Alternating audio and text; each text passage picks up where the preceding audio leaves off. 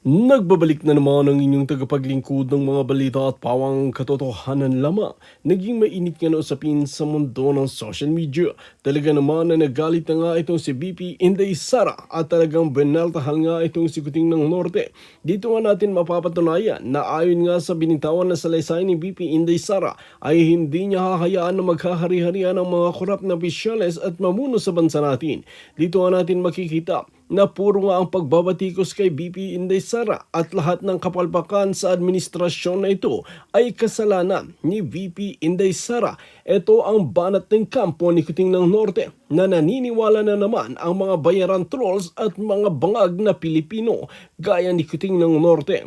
Dito nga natin mapapatunayan na talagang ayon nga kay VP Inday Sara ay hindi na ako magtitiis at magsasalita na ako at babaltahan ko itong si Kuting ng Norte at ilalabas ko ang kanyang mga kabalbalan at katiwalian na ginagawa sa bansang Pilipinas. Dito nga natin makikita na maraming netizen ang tila sumuporta nga sa adhikain ni Vice President Sara Duterte. Dito natin mapapatunayan na talagang si BP Inday Sara ay gumagalaw nga kahit walang kamera. Ngunit ibang-iba kasi itong si Kuting ng Norte dahil talagang puro media ang kanyang isinasama at binabayaran nang sa ganun ang cover up nila ang peke niyang paglilingkod sa taong bayan. Well mga kaibigan, para nga sa karagdagang impormasyon, panoorin nga natin ang buong video. At kung bago ka pa lamang sa aking channel, huwag kalimutan i-click ang subscribe button at notification bell para lagi kang updated sa ating mga bagong video. At para sa sulit viewers natin dyan, maraming salamat sa walang sawang pagsuporta. Sa akin po, so pag nagsalita itong si Virus at ang Ulaga 11 against sa mga Duterte at pinagbibintangan itong majority na kaya sila coup ay para sa impeachment ni Inday Sara at magiging pabor. 'Di ba? So talagang okay lang. Yan ang sinasabi ni Senator Marcolita, okay lang. Pero ang majority, pag nagsalita, ipapastrike ng mga putang ina. Tignan natin. Walang problema rin. Opinion niya yun eh. And we have to respect that opinion. Yan po ba'y pinaalis natin? Gusto ko lang pong malaman, isa-isahin natin. Pangalawa po, nakita ko rin po yung sarili ko. Kasi po, ako'y naanyayahan sa isang television program, tinanong lang po ako, totoo po bang merong connection yung coup? Kasi po, ang tawag coup hindi naman po coup, karaniwang nangyayari po sa buhay ng Senado yun. Correct. Balitan talaga yan. Maraming beses na po yan. Ang sabi ko po, kasi kinukonekta daw nila sa impeachment. Sabi ko, hindi po siguro. Sabi ko, dahil sa ngayon, 12 kami. Hindi naman kinakailangan naming mag-coup para lamang i-prostrate natin yung impeachment. True. Palagay ko po, hindi. Yung po bang opinion ko na yun, tatanggalin? Gusto ko lang pong malaman. Kasi po, meron pa po nga sinabi, I mean, sinungaling. Meron din po nagsabi gano'n eh. Ang ibig ko po sabihin, Madam President, ngayon po nakita natin the vibrancy of democracy in this chamber. Isa-isa po silang nagsalita lahat. Correct. Nabigyan ng pagkakataong ipaliwanag ina. ang kanilang panig.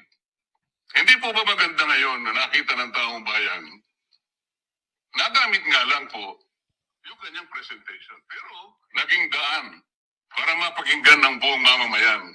At sila na po ang final arbiter, Madam President. Ako nga po eh. Kapal na mukha.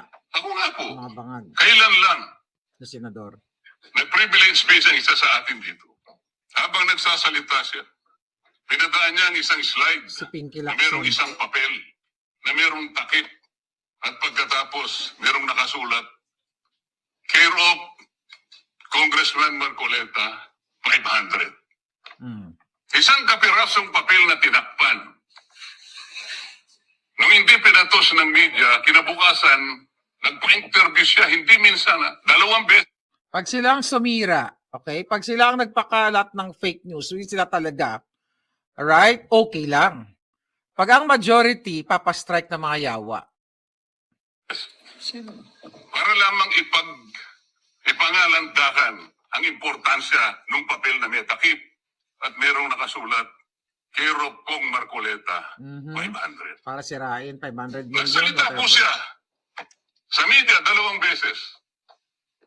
At paiimbestiga raw ako sa ombudsman. Dahil po ba sa media nangyari yon at hindi dito? May diferensya po ba? Wala. Walang diferensya yun. Pareho lang yun. Napakasensitibo natin sa ibang banda. Pero hindi natin nakikita yung ginagawa natin on the other hand. Bakit po hindi nasasagot hanggang ngayon yung tanong ni Senator Risa? Bakit po tayo nagkaganito ngayon, Madam President? Kasi po, napigilan lang akong magtanong. Ngayon ko na po alam po ba ninyo kung bakit tayo nagkaganito, Madam President? Kasi po matagal ko nang sinasabi, Yeah. 9 na buwan na po ang nakararaan, ngunit ayaw nating ituloy ang pag-iimbestiga sa flood control scandal. Correct. Isang pinakamalaking nakawan Putang sa inang ating mga bansa. ulaga. Parang ninakawan ng isang pamilya sa tanghaling tapat. At ang mga magnanakaw ay hindi nakamaskara. Nakakurbata lahat. Nakabarong Tagalog. Paano hindi masisira ang kumpiyansa ng mamamayan kapag Sa tinalikuran Senado. natin ang ganong pananagutan? Ano pong sinabi pa sa akin? Imbes na sagutin nila Kasi, yung privilege speech ko noon. Nasa putulin, pamilya. putulin muna natin. Kasi ang sabi ng ulaga, ang sabi ni Hanta Virus, na nasisira daw ang tiwala ng taong bayan at dignidad o nabababoy ang Senado. Kaya iyan ang explanation ni ni Senator Marcoleta at ang pinatatamaan niya dyan si Pinky Bayot Lacson. Ko na, ito po ang tungkulin natin eh. Naging PNP chief kayo. Ako pa'y humanga sa inyo noon. Hindi ko na ikukwento ang lahat ng ito. Bakit ngayon? Bakit hindi natin gawin lahat yun? Alang-alang sa interes ng bayan. Kaya po tayo sumadsad ngayon dahil yung pananagutan na yun, pinipilit po nating pigilin. Ang dami po natin pinagtatakpan. Tumayo siya, imbes na sagutin niya ang aking sinasabi. Ano po sinabi niya? Kung ano-ano po sinabi, nagpalabas din po siya ng napakaraming video. Na kinakampihan ko si Diskaya, nag-blah-blah-blah, Yeah. na ang asawa ko raw ay independent na ganito. Yeah, sinira nila, okay lang? Pag tayo ko sa Congress noon, na sinasansala ko yung mga kasama ko because ngayon ko lang nakita ang Vice President, nagpipresent siya ng budget for 2025. Inaaglahi siya sa budget 2022 and 2023. Yung mga ganun po. Bakit po ngayon biglang nagbago ang kulay natin? Bakit po ganyan tayo ngayon? Bakit po napakababa? Dahil sa mga Siguro ulaga. po, kung may pagkakataon tayo, maring bukas o kang makalawa, makikita po ninyo yung complete video yung nangyayari nung Lunes, May 11, 2026. Kung paano, alas 7 pa lang ng umaga, nandito na yung tropa ng NBI na nakipag-coordinate sa Dahil opisina ng pinapasok USA ni Tito Soto. sapagkat balak pala nilang hulihin ang isang senador. Hindi po ba? Nagkaroon na po ng admission. Yep. Tinanong ko pa nga yung ating former SP kung nakita niya yung warrant of arrest. Pinakita ba sa'yo? Sabi naman niya, hindi. Naniwala po ako ron. Maang-maangan ng sinungaling Ngunit ni Soto. bakit sinabi niya, o kung mag-coordinate kayo sa USA, alam po ba niyo, Madam President, kung ako po ang Senate President, kaya ko lang naman ginagawa ng halimbawa ito, Madam President, dahil hindi naman po ako magiging Senate President. Kung ako lang, hindi ko papayagan yun, Madam President. Bakit po? Respeto na lang sa premises ng Correct. institusyon na ito. O, gawin niyo ang Equal gusto niyong gawin. branch. Huwag dito. Nakikiusap ako. Utang na loob. Huwag dito. Dapat ang utang na loob, jutang gininan nyo. Pero ano po nangyari? And the rest is history. May sinabi. Hinabol po ng Senator hinabol. Marcoleta. Nahulog sa hagdanan. Utang na loob, jutang gininan nyo, sabi ni Marlica. Ganun po ba ang pagtrato sa isang senador? Sinasagot ko po yung tanong, bakit po tayo nagkaganito? Isipin po ninyo, bakit hindi kayo magsimula doon? Meron Correct. po ba isa sa mga minority counterparts natin ngayon, Madam President? Meron po bang isa na sumama sa akin nung ako'y nagsasalita na parang si John the Baptist, ako na lang ang isang nagsasalita. Ituloy natin ang investigasyon. Ayaw nga Meron ituloy. po ba silang lakas ng loob na samahan ako? Ayaw Madam nga President? investigahan ng mga ulaga eh. Wala po. That's why I'm objecting to the motion. Wag po tayong balat sibuyas. Wag po tayong balat sibuyas. Salamat po, Madam President. Hindi na pala yan. Anyway, so yun mga palangga. Yung tungkol doon sa, nag-object si Senator Marcoleta, then nagsalta din si Senate President Cayetano, ang sinagot niya kung bakit mababa ang tingin ng mga Pilipino dyan sa Senado. At pinakita niya ni Senator Cayetano na hindi, dahil mismo, mga kababayan, hindi actually ang Senado, kundi ang NBI. Di ba? Hindi niya sinabi ito, pero ito yung konteksto na hinayaan ng executive ng Bangag Administration na bugbugin yung usaan na si Terrence. Okay, Terrence. Okay, si Terrence Lim. Na pinakita yung video. Sana hanapin mo yung video doon. Okay, anyway, medyo mahaba yun. So, ganun pa man, mga kababayan, so, itong Ulaga o Bulaga 11 na ito, galit na galit doon sa mga clips na pinakita ni Amy Marcos, di ba? Pero yung mga kaputahan nila, yung kanilang bad mouthing sa kalaban nila o sa majority, okay lang na wag strike. Okay? Kaya pinresent ni Alan Cayetano na ni isa sa inyo, okay, na mga minority, nag-concern ba kayo doon sa binugbog ng grupo ni Matibag Butete, yung putang inang yan, binugbog yung USAA, pinaliwanag ni Senator Alan Cayetano na ang Senado, ang Judiciary, ang Executive ay co-equal branch. Terrence Lim. Thank you, Arlen. So, pinapaliwanag na ni isa sa Bulaga ay wala man lang tumayo doon sa USAA na nagpuprotekta sa mga hayop na Ulaga 11 and the rest of the majority group. Yun ang pinapaliwanag doon. Alright? So, mahaba yung panoorin. Maganda yung sinabi ni Senator Cayetano. Maganda ang pagpapaliwanag sa mga walang kwentang itong Ulaga 11, di ba? Kung ano yung mga pinagsasabi nila against sa ayaw nila, like sa majority. So, okay lang. So, although parang nag-appeal si Senator Cayetano, mga kababayan, na i-withdraw na lang ni Amy Marcos yung kanyang pinresent na video. So, you know what? I-withdraw doon sa record. Alam nyo, kahit naman i-withdraw ni Amy yun, napanood na natin yung kadyutahan ng bangag Ulaga 11. So dito, mga kababayan, dahil nga nalaman natin during that deliberation nila na inamin ni Lacson, nakasama siya doon sa meeting. At siya din yata yung nagchuchu kay Banayo. Mayroon pa kaming isang isang testigo na talagang narinig nitong testigo na ito na talagang niluluto nila yung charter change. So, gagawa pa ng kwento si Lacson, si Soto, na yun daw ay regular meeting nilang mga golfers, chuchu, wala daw pinag-usapan. Nagkamali daw silang pagpasok ng, sino yun? Sabi ni Lacson, ni Pinky, doon daw sa room na yun, kung saan nag-meeting sila, nagkamali lang daw siyang pumasok doon, parang naligaw lang siya. Uy, andito pala kayo. Kumusta? Ganun. Putang ina to, tayo lolokohin pa ng mga hayop na to? Yes, people 11, yeah.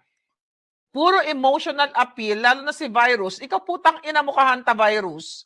Kung gusto mo mag-declaim, mag-memorize ka at dapat galing sa utak mo. Magdrama-drama ka at mayroon ka pang hawak na kodigong hayop ka. Okay lang sana kung yung binabasa mo, like, rules, okay lang yan. Hindi mo naman kailangan kabisaduhin yan. Pero bawat statement mo, di ba? Bawat statement mong hayop ka, kinakabisado mong yawa ka. Then, right, Arlene, sabi nila, so nagkamali daw sa pagpasok doon sa kwarto. Anong kaputahan? Tapos wala naman kayong pinag-usapan. Huwag kayong sinungaling mga hayop kayo dahil mamamatay na kayo bukas pag kinuha kayo ng demonyo. Mga putang inang ito, ginagago tayo. My God. Ngayon, ang, dahil nga, okay, dahil nga ipinresent ni Amy Marcos yung, yung video na yon sa niluluto nilang charter change, which is inamin naman nila na nagkaroon sila ng meeting, kaya naging blue ako, naging alien yung mata ko. Di ba?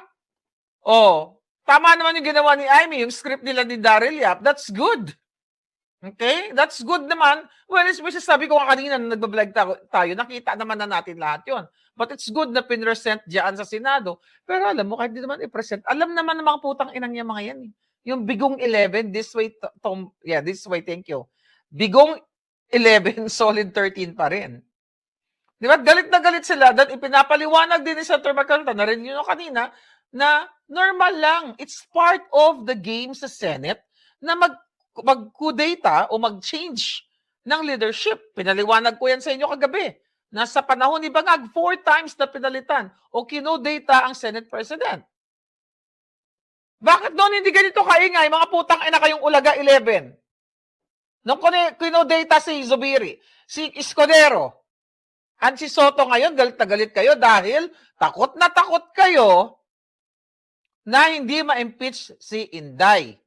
Alam ko na sinasabi ni Senator Alan Cayetano na maging impartial sila during that impeachment hearing, pero alam ko hindi nila i-convict, i-impeach pala si Inday Sara kasi alam nila na si Inday Sara ay ginawan lang ng fabricated stories, crime ng putang inang Lisa Tanas, Bangag Jr. at itong mga taga-maleta kongresistas na ito at ang mga Ulaga 11 ay ginagamit na kasangkapan ng bangag na presidente sa ngalan ng maleta. Kaya sinabi ko sa inyo noon, hindi ma-impeach si Inday kasi nasa tamang landas ang 13. And I hope walang magbago, walang bumaliktad. Kaya pikon na pikon, yes, Agnes, pikon na mga buwakan ng ina doon sa hearing na ito, na kasi nagpapakalat daw ng fake news. Eh nung kinonvict nyo, in-impeach nyo na nga si Sara Duterte sa sa inyong mga interview, yung putang inakang, antivirus ka. Yang bilat mo, sana magkahantay ang hayop ka. Puro kakaputahan. Puro, yes, salamat ka, ayo, duroy, alpot-alpot, puro kaputahan, basa-basa ng declamation mo. Puro ka ganyang hayop ka, yung kulubot ng, ng noo mo, ipabotox mo. Buisit ka. Si Lito Lapid lang talagang tahimik, sabi ni Ralian. But actually, si Lito Lapid is hindi siya nag-object doon sa Di ba sinabi ni Senator Marcoleta doon sa video? But ganun pa man, later on, di ba? So, ini-withdraw na ni Amy sa mangako lang daw na hindi magkakaroon ng charter change at term extension. Alam mo, ito naman si Amy Marcos, kung ako sa kanya, dahil naduwag ka din. Ako para sa kanya, dapat hindi siya pumayag. Kahit na nakiusap sa kanya, ang Senate President, hindi siya pumayag kasi ginago-gago siya ng 11 eh. Right?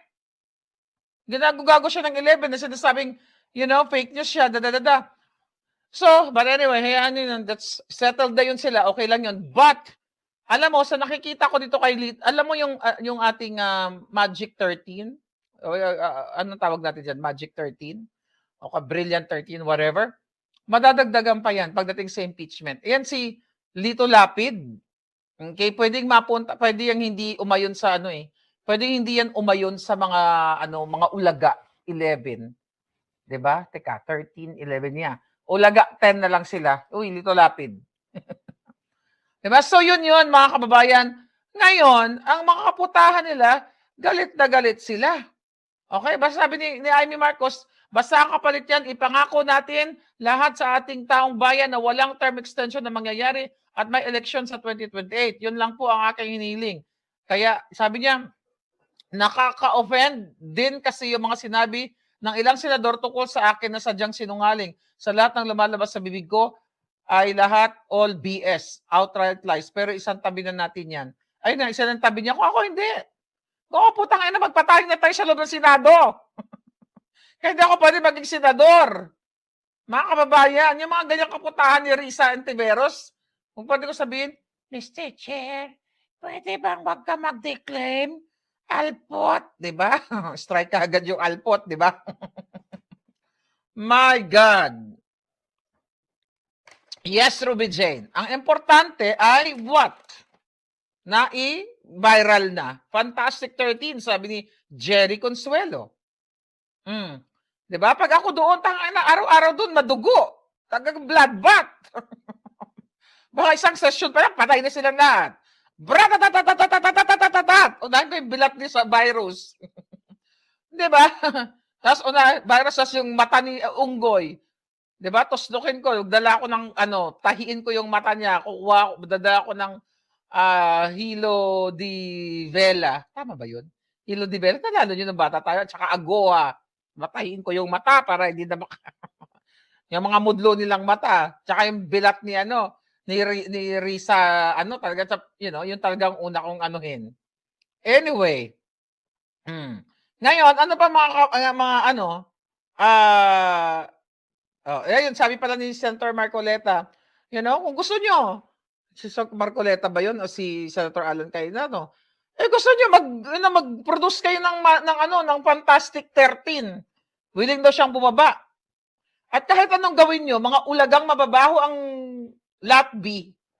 Di ba? At Libo. Na-strike din sila ni Senator Marcoleta, sabi ni Maidon, di ba? Hindi kayo mananalo.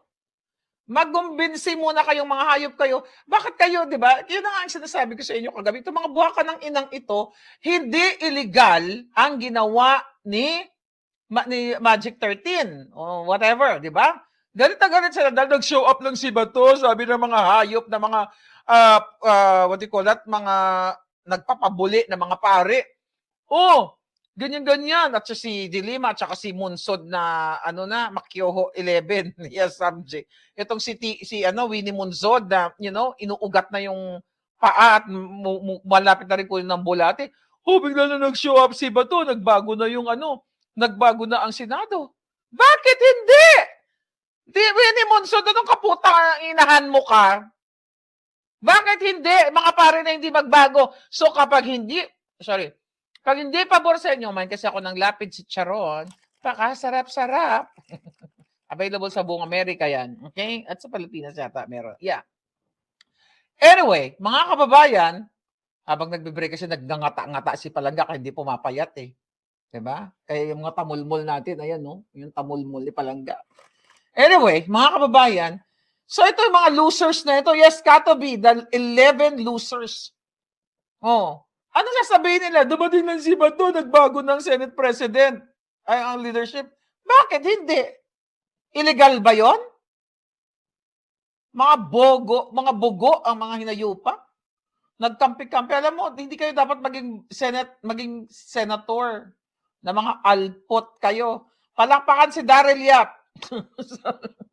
Gumana yung bulagaan niya, sabi ni Agnes. Oy, Daryl, alpot. Ikaw kasi.